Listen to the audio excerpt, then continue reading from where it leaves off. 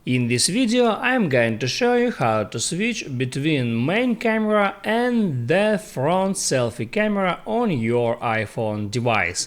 That is quite simple and easy to do, so let's begin. First start with opening up your camera app from the home screen. Now, as you see, I got the image from my main camera that is on the back side of your device.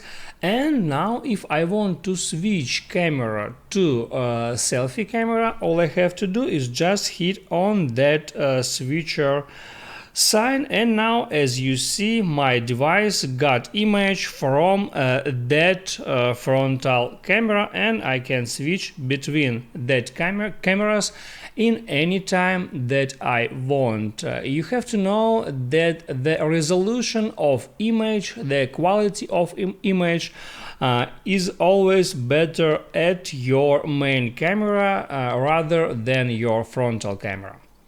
That's how it works, guys. If this video helped you out, don't forget to like and subscribe.